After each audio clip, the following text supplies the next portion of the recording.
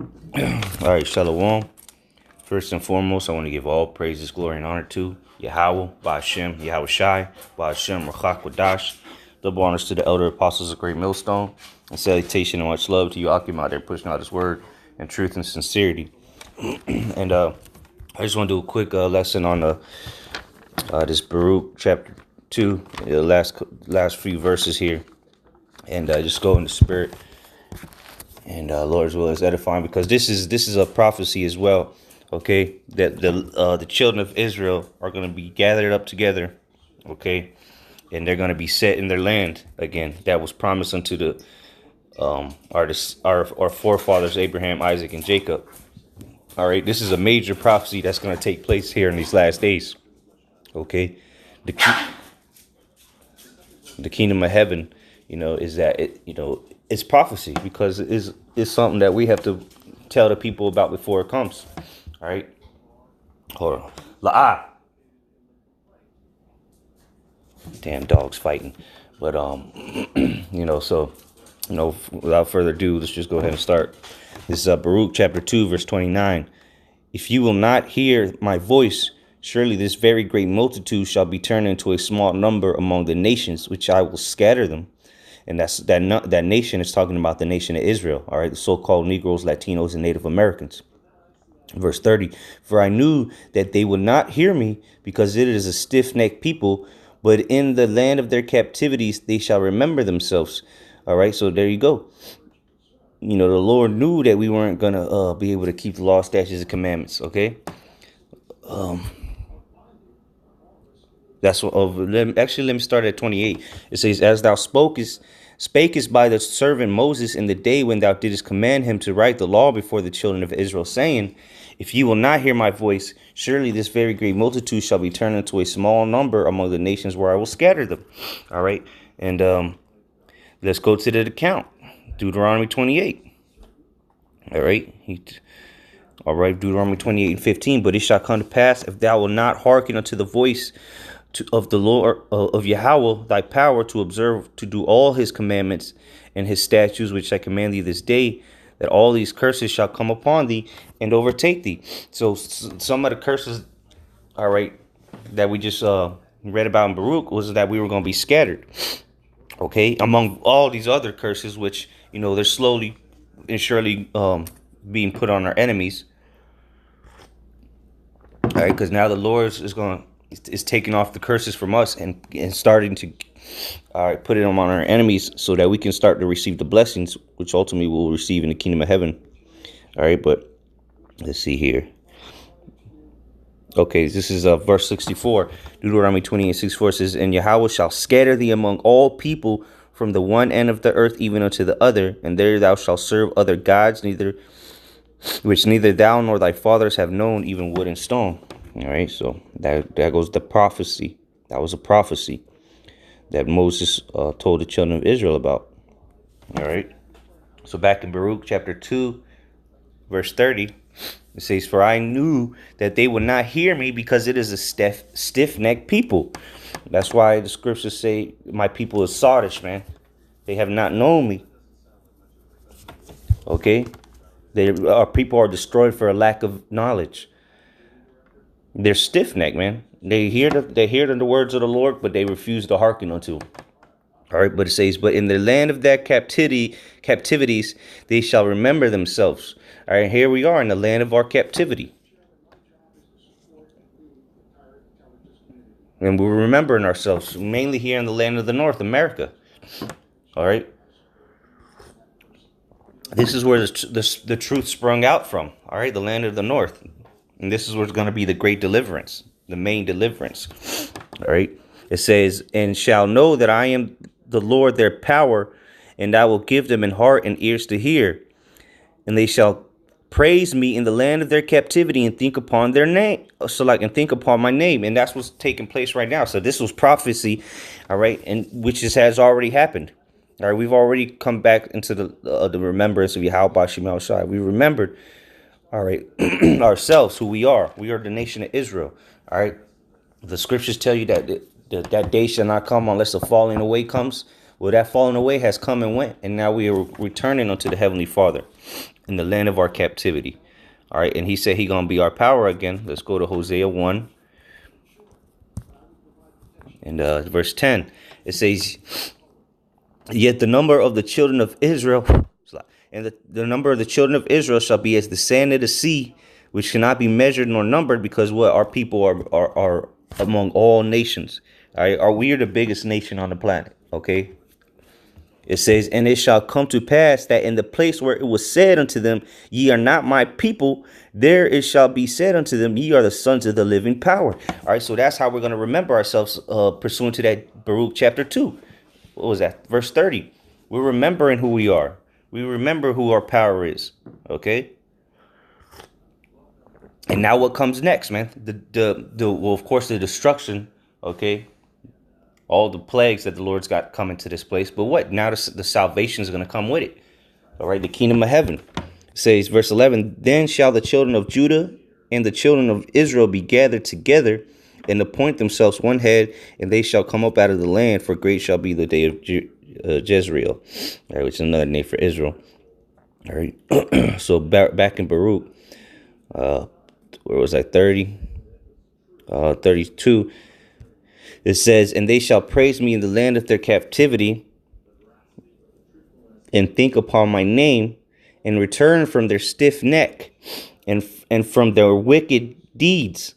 For they shall remember the way of their fathers, which sinned before the Lord. And that's what we have done. All right. The prophets of the Lord, beginning with them. All right. We have forsaken our sins, man. You know, we have repented. We return unto the Lord and seeked him 10 times more, which is a fulfillment of prophecy. All right. Remembering who we are, returning unto the Lord, realizing his name. Okay. All right. Verse 11, verse 34. And I will bring them again into the land which I promised with an oath unto their fathers Abraham, Isaac, and Jacob, and they shall be lords of it, and I will increase them, and they shall not be diminished.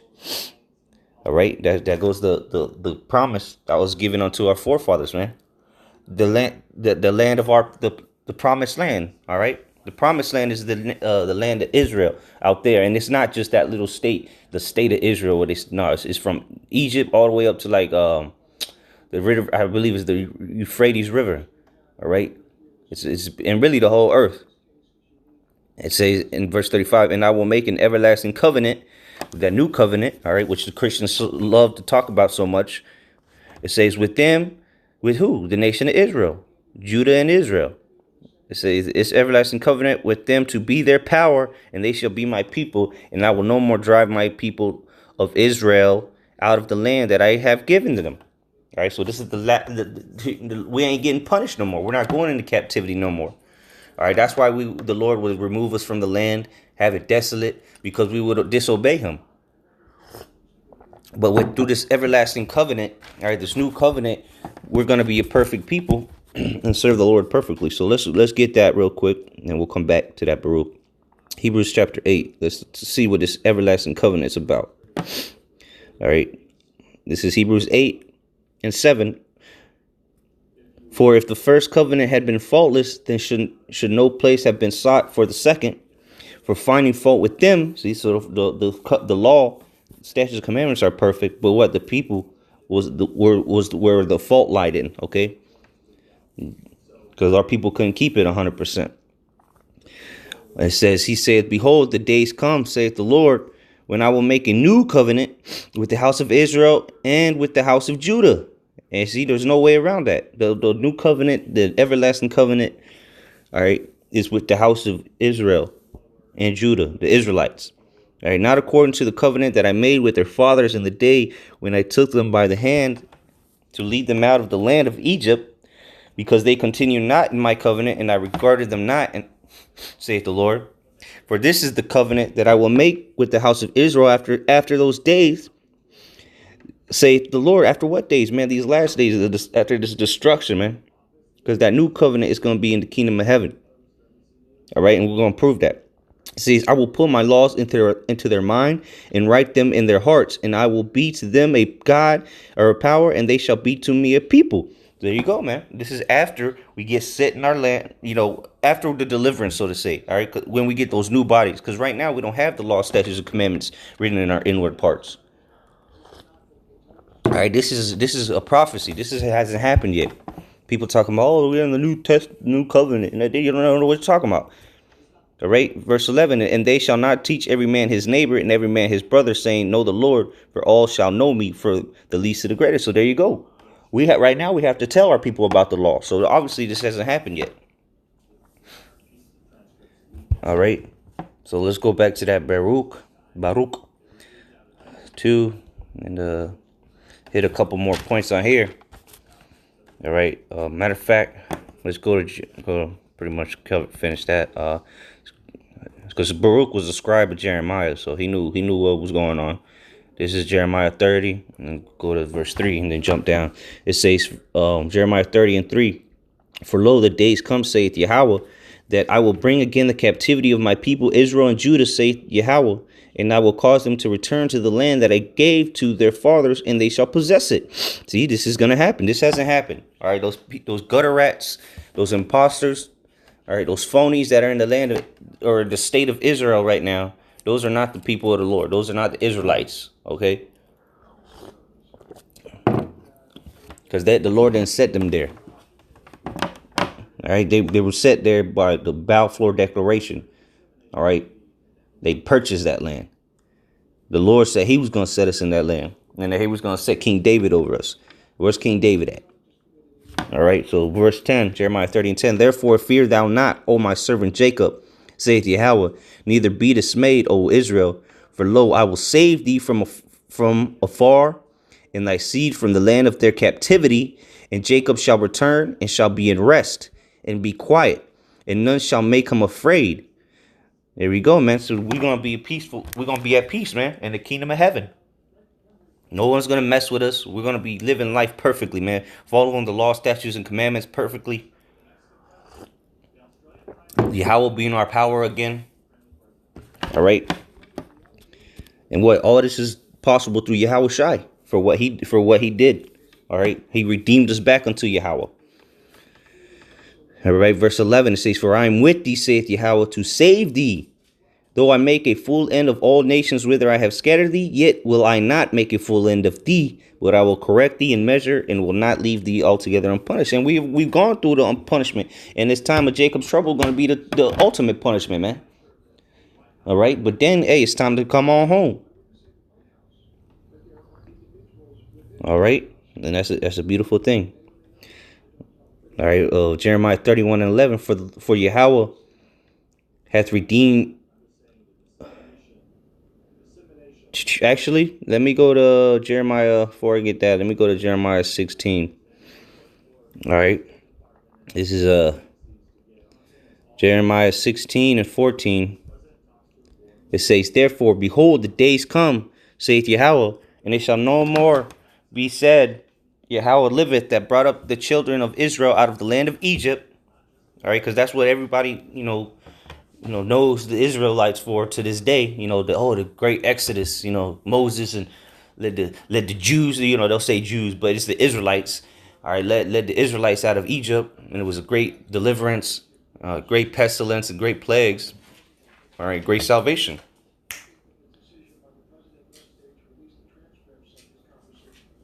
But let's see what it says, though. It says, but Yahweh liveth, that brought up the children of Israel from the land of the north, and from all the winds whither he had driven them. And I will bring them again into their land that I gave unto their fathers. So there you go. The main deliverance is going to be in the land of the north, which is where? Here in North America. All right. As well as the other parts where the Israelites are scattered, those that are meet for salvation, worthy of salvation, the 1/3 of the nation of Israel. Okay. Because that's why I said that we were scattered among all nations from one end of the earth to the other. And here it says, from the land of the north and from all the lands whither he had driven them. So our people are scattered. All right. So that great deliverance is coming, man. And that's a prophecy. That's going to happen very soon. All right. Jeremiah 31 and 11. It says, for Yahweh hath redeemed Jacob. And how's he going to redeem him? Like we just read it, man. He gonna redeem us from the land of our captivity, land of the north, and where we've been scattered through. It says, and ransom him from the hand of him that was stronger than he. Therefore they shall come and sing in the height of Zion, and shall flow together to the goodness of Yahweh, for wheat and for wine and for oil and for the young of the flock of the herd, and their souls shall be as a. And real quick, so because and one of the curses was we're gonna go into our enemy for the want of all things, and now we're gonna go to the Lord for all things, man, because He's gonna be our power again, man, and He's gonna give us in abundance. All right, because we're gonna be a perfect people. The law, statutes, commandments gonna be our inward part. The everlasting covenant will be established. It says, and their souls shall be as a watered garden, and they shall not sorrow anymore at all. So we ain't gonna be sorrowing no more. We're not gonna be crying no more. Hell, we not even. Well, let's get it. Let's go to Revelation, and we'll close out on this. With being a perfect people comes this. In Revelation 21:1, and I saw a new heaven and a new earth, which is talking about what the refreshing. All right, the refreshing of these heavens and earth. For the first heaven and the first earth were passed away, and there was no more sea. And I, John, saw the holy city, New Jerusalem, coming down from the Most High out of heaven. All right, so that's when the Israelites come back now after they get delivered into those so-called aerial phenomenons or UFOs. All right, the chariots of the Lord. We're gonna come back down with Yahushua. All right, New Jerusalem. Jerusalem is a people before it's a place. It says, prepared as a bride adorned for her husband. So we're going to come down in those glorious bodies with Yahushua. We're going to be glorified with him. All right, those uncorruptible, immortal bodies. And I heard a great voice out of heaven saying, behold, the tabernacle of the Most High is with men. All right, because the tabernacle of the Most High is the elect. Okay, and he will dwell with them, and they shall be his people in power. And the Most High himself shall be with them and be their power. We've been reading that he's going to be our power and we're going to be his people again. We read like 3 or 4 scriptures that said that. All right, verse 4. And the Most High shall wipe away all tears from their eyes. There shall be no more death, neither sorrow nor crying, neither shall there be any more pain, for the former things are passed away. So there you go, man. We ain't going to be crying no more. Shedding tears every time somebody Day gets shot up the block. Your mom dies of diabetes. Your dad has a heart attack and a stroke. There ain't gonna be no more death, because what the wages of sin is death, and if we don't sin, then there ain't no death for the nation of Israel, because we're gonna be a perfect people. All right. That's why I said in 1 Corinthians 15, oh death, where is thy sting? Because death is gonna be overcome. Yahushua overcame death. And now we're going to overcome death, all right, through the spirit and power of Yahweh Shem Yahushai. Okay? So that's what we got to look for, man. That's what's coming. That's a prophecy. The kingdom of heaven. All right? So with that, Adawan was exhorting and edifying unto the hopeful elect out there. Until next time, I say shalom. Mawatha babal.